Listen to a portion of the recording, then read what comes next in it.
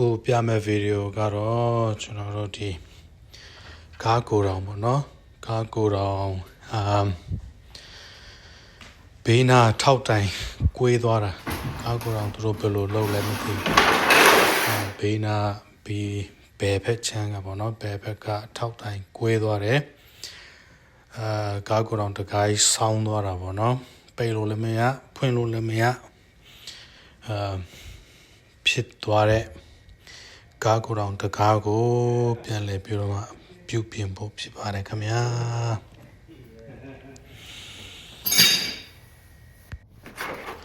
ပထမဆုံးအနေနဲ့ကတော့ကျွန်တော် spring ကိုပေါ့နော်ဒီအပေါ်မှာရှိတဲ့ tension spring ကိုspring ရော့မသွားအောင်ပေါ့နော်ရှိနေတဲ့ tension အတိုင်းဒီတိုင်းပဲရှိဖို့ကျွန်တော်ကဒီ bike guide ပေါ့နော်ကျွန်တော်မြန်မာလိုဆိုတော့ bike guide လို့ခေါ်တယ်အင်္ဂလိပ်လိုကျတော့ pipe wrench ပေါ့နော် pipe wrench နှစ်ခုအကြီးနှစ်ခုနဲ့အဲ့ဒီ spring ကိုကျွန်တော်ထပ်တင်းပေးရတာပေါ့နော်ထပ်တင်းပေးတယ်ပြီးမှအဲ့ဒီ bike guide နဲ့ကျွန်တော်အဲ့ဒီနိုင်ရမှာပေါ့နော်ဒီတိုင်းလေးထိန်းထားတယ်အလေကဒီကားကိုတောင် opener နဲ့ချိတ်ထားတဲ့အဲ့ဒီအလေကတန်ပေါ့နော်အလေက L ပုံစံရှိတဲ့တန်ကိုတော့ကျွန်တော်ဖြုတ်ထားတယ်ဘာလို့ဆိုတော့ဟိုအစမှာကတည်းကပေါ့နော်ဖြုတ်ထားပြီးသားဖြစ်တယ်ဆိုတော့နောက်တစ်ဆင့်မှာကျွန်တော်ဘာလုပ်လဲ spring tension တွေအကုန်လုံးဒီတိုင်းထိန်းထားပြီးပြီဆိုတော့ကျွန်တော်နောက်တစ်ဆင့်မှာအပေါ်ဆုံးကအချက်ကိုပေါ့နော်ကျွန်တော်ဖြုတ်တယ်အပေါ်ဆုံးအချက်ကဘိန်းဘယ်ဖက်ညာဘက်ဘိန်းတစ်လုံးစီနဲ့ထိန်းထားတာဖြစ်ပေမဲ့ဒီအနေထားမှာတော့ညာဘက်ကဘိန်းတစ်လုံးပဲကျန်တော့တယ်ဘယ်ဘက်မှာဘိန်းမရှိတော့လွတ်ကျွတ်သွားပြီဆိုတော့ကျွန်တော်အလဲမှာရှိတဲ့အောက်ကတကားအချက်တွေနဲ့ထိန်းထားတဲ့အဲ့ဒီပတ်တာပေါ့နော်ပတ်တာတွေကိုဖြုတ်တယ်ပြီးမှအဲ့ဒီတကားချက်ကိုပေါ့နော်ပထမဆုံးတော့ကျွန်တော်စဉ်းစားတာအဲ့ဒီတကားကိုအပေါ်ကတန်းပေါ်မှာပဲပြေးခိုင်းမယ်လို့စဉ်းစားသေးတယ်ဒါပေမဲ့တကားကစောင်းနေပြီလုံးဝဘိန်းလုံးတွေကလည်းအပြင်ဖက်ရောက်နေဖြစ်တဲ့ကြောင့်အပေါ်ကိုသွားလို့မရတော့ဘူးဆိုတော့ကျွန်တော်ဒီတကားကိုအောက်ကိုဖြုတ်ချလိုက်ရတယ်ဒုတိယပထမတကားချက်ကိုဖြုတ်ပြီးတော့နောက်ဒုတိယချက်ကိုလည်းပြန်ဖြုတ်တယ်ဒုတိယချက်ကိုလည်းပထမချက်တိုင်းပဲအဲ့ဒီပတ်တာတွေကိုဖြည့်တယ်ပြီးတော့မှဒီဒုတိယချက်ကိုလည်းဖြုတ်တယ်တတိယချက်နဲ့စတုတ္ထချက်ကျတော့နည်းနည်းပေါ့လာပြီဖြစ်တဲ့ကြောင့်ကျွန်တော်ဘေးနားမှာတည်ထားတဲ့ဂျိုးပေါ့နော်အဲ့ဒီspring နဲ့ဆွဲတဲ့တကားကိုဆွဲကူပေးတဲ့ဂျိုးပေါ့နော်အဲ့ဒီဂျိုးကိုကျွန်တော်ဖြီချလိုက်တယ်အဲ့ဒီဂျိုးဖြီချလိုက်ပြီးမှနော်အဲ့ဒီကြံတဲ့နောက်ဆုံးနှစ်ချက်ကိုမြေပြင်ပေါ်ကိုဒီတိုင်းအတက်ဖြစ်အောင်ပေါ့နော်spring ဂျိုးကိုဖြီချပြီးဖြစ်တဲ့ကြောင့်ဒီကောင်ကသူ့ကိုဆွဲတဲ့ဟာမရှိတော့ဘူးဆိုတော့အဲ့ဒီကားကိုတောင်ရဲ့ကြမ်းပြင်ပေါ်မှာဒီတိုင်းထောင်ထားလိုက်တယ်ပြီးတော့မှကျွန်တော်အဲ့ဒီဘေးနားမှာကွေးနေတဲ့ track ပေါ့နော်အင်္ဂလိပ်လိုဆိုတော့ track လို့ခေါ်တယ်အဲ့ဒီဘိန်းလုံးတွေလိမ့်တဲ့လမ်းကြောင်းပေါ့နော်အဲ့ဒီကွေးနေတဲ့ဟာကိုကျွန်တော်ဖြုတ်လိုက်တယ်ပြီးမှအဲ့ဒီနေရာကိုအဲ့ဒီ track အသစ်ပေါ့နော် track အသစ်ကိုပြန်တတ်တယ်ပြီးတော့အဲ့ဒီပထမအချက်အောက်ဆုံးအချက်နဲ့ဒုတိယအချက်ကိုအဲ့ဒီ track ဘိန်းလုံးရဲ့အဲ့ဒီပထမအချက်နဲ့ဒုတိယအချက်ရဲ့ ဘိန်းလုံးတွေကို track ထဲမှာထည့်ပြီးတဲ့အခါမှာ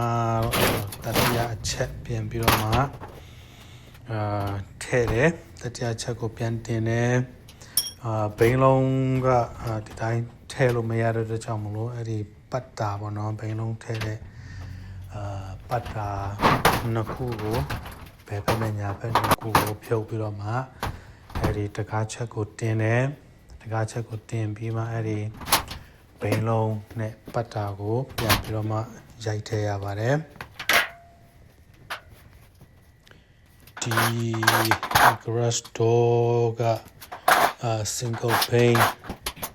တစ်ချက်တံပြတစ်ချက်ပဲဆိုပေမဲ့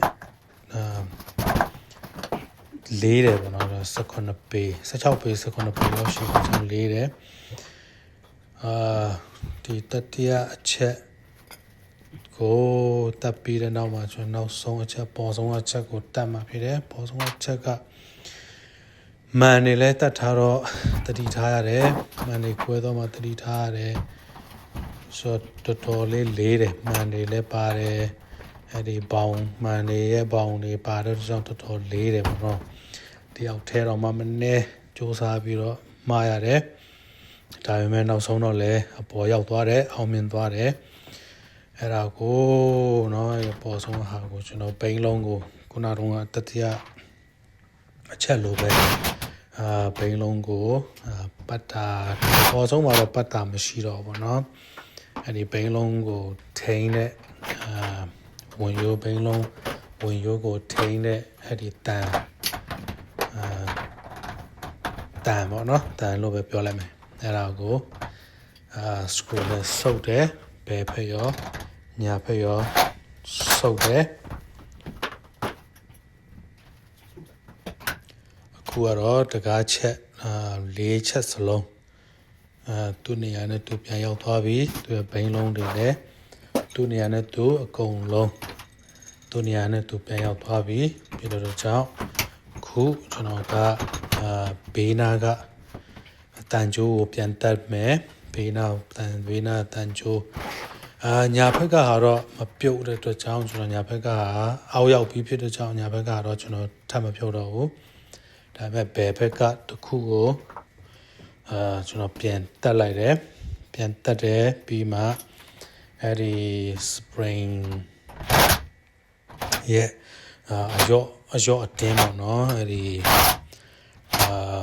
ဂျိုးအဲ့ဒီ spring နဲ့ဂျိုးနဲ့အယောအတင်းကိုဘယ်ညာညီအောင်ချိန်တယ်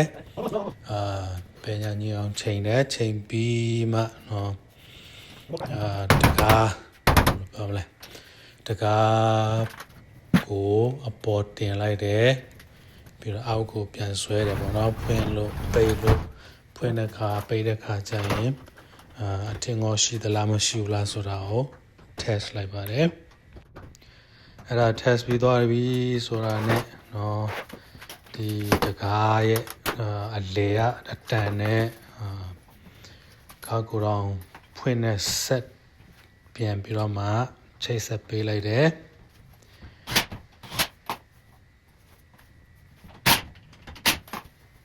ပြီးတော့ဆက်ကနေပြီးတော့မှအဖွင့်အပိတ်ကိုပြန်ပြီးတော့မှစမ်းကြည့်တယ်ဆက်ကနိုင်သလားမနိုင်ဘူးလားပြန်ပြီးတော့မှစမ်းကြည့်တယ်အားလုံးကောင်းတယ်အားလုံးစင်ပြီးတယ်တကယ်တမ်းဆိုတော့safety check တွေပါတယ်ထပ်ပြီးတော့လုပ်ရအောင်မှာဖြစ်တယ်ဒါမဲ့ဒီဟာတော့new installation မဟုတ်ဘူးရှိပြီးသား opener ကိုပဲပြန်ပြီးတော့မှတက်လိုက်တာဖြစ်တဲ့အတွက်ကြောင့်ကျွန်တော်အဲ့ဒီအဆင့်တွေကျွန်တော်မလုပ်တော့ဘူးเนาะဆိုတော့ကျွန်တော်ဒီဗီဒီယိုကတော့ဒီလောက်ပဲဖြစ်ပါတယ်အားလုံးကိုကျေးဇူးတင်ပါတယ်လို့เนาะဒီလိုမျိုး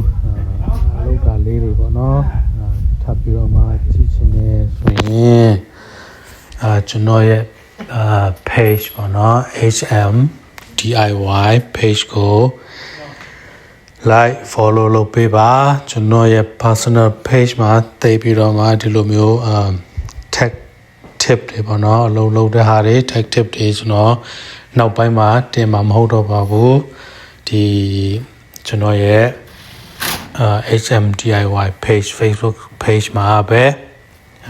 follow လုပ်ပေးစီချင်ပါတယ် YouTube ကတော့ YouTube ထဲမှာတော့ကျွန်တော်ဒီကျွန်တော်နာမည်နဲ့ကျွန်တော်ရဲ့ YouTube channel ရှိပါတယ်ဒီထဲမှာတော့ကျွန်တော်ဆက်ပြီးတော့မှ YouTube ထဲမှာတော့ကျွန်တော်ဆက်ပြီးတော့မှတင်အောင်မှာဖြစ်တယ်ဒါပေမဲ့ Facebook မှာတော့ကျွန်တော်ရဲ့ personal page မှာဒီ video တွေဒီလိုမျိုး video တွေကျွန်တော်နောက်ပိုင်းမှာ